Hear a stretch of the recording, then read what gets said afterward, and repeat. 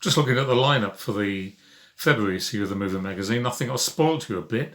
I've just counted here 11 stories that I really wanted to tell you about, but I'm not going to do that because you've not got half an hour to listen to me. But I think I've over-egged the custard a bit this time. But anyway, that can't be a bad thing, really. There's lots in the magazine for you to get your teeth into. A couple of things that I did want to point out. I first wanted to acknowledge the death of Dave Grable and Gethin Dalton that I have mentioned in the in my leader, and they will be greatly missed, of course, and great characters in the industry. I've written a piece about each of them, or provided, didn't always write them. They've been provided for me, but there we are. Very, very sad news that they've gone. But there's a few other stories that I really wanted to draw attention to. There's one which is our sort of middle page story. The one that that is usually on the front cover, and is this time, which is it's all about the seminar theatre that was at the Movers and Stores show, and I ran the seminar theatre as I have done for the last few years, and there was lots of really good stuff in there. That's very, and I've called it staying sharp for better business, and I think we all need to take a step back sometimes and just listen to other people and listen to other people's opinions about the industry and particularly where they have a particular expertise. And sure enough, these people do. So I urge you to have a look at that story. It's quite a long one, but it's split up into various bits depending on the topic. So have a look at that one. What else was there? There's an interview that I did with Julia O'Connor from I Am. Now, the reason I did that, Julia looks after membership. And the reason I did it was because there is a sort of a perception, and I confess it's one that I shared, that because I Am is always prides itself indeed in being an inclusive organisation, that it was actually quite easy to get into. And I suppose to some extent that's true, but it's not a shoo-in.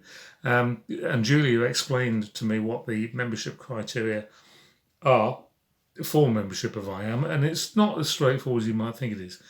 So if you are thinking about joining that organisation, then have a look at that first, and that will be very helpful to you, I'm sure. And it will also be helpful, I think, to get the narrative right. It's not just a straightforward checkbook organisation. There's a lot more to it than that. So read the story, and Julie will explain it to you. There's also Ed Katz wrote a story last time, and I've asked him to do another one this time as well. And it's about getting the best from your vendors, and that's a particular bee that I've had in my bonnet for quite a long time.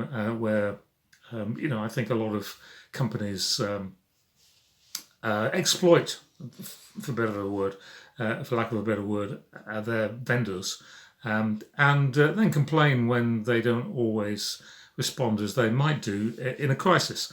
And I've always been of the opinion that if you look after people during the good times, they'll look after you when things are not so good. Anyway, that's sort of the topic of Ed's story. It's on page 40 of the magazine. So do have a look at that one. And what else was there? Oh yes, there are some stories in the magazine that are talking about the future. For example, there's a story from Atlas Van Lines talking about moving forward. It's entitled Moving Forward, and it's about the housing market in the States, sustainability, AI, and a few other things.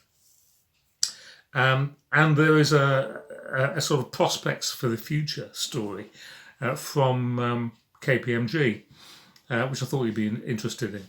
But the interesting thing is, or one of the interesting things is, that whenever I ask people for them to allow their minds to wander into the future, and I've done this many times at conferences and what have you. Some of you will have heard me do this.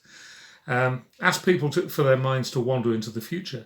They find that very hard to do. Understandably, I think they find it very hard to do, and they really only come up with sort of an extrapolation of where we are now, and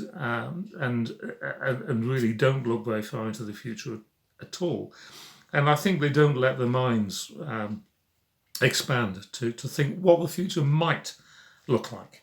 Now, a regular contributor to the magazine is Larry Kruger, and Larry likes to be controversial, and we know the score. Larry, we understand how it works, but on this occasion, he's come up with a story about the future, and it's written from the point of view of Mary, who is somebody that's moving, and Frank. Now, Frank is her AI assistant, and this is, in Larry's opinion, and quite frankly, I would agree with him to a large extent, is how he perceives the future of the moving and relocation industry to be in the not very distant future. Have a look at it.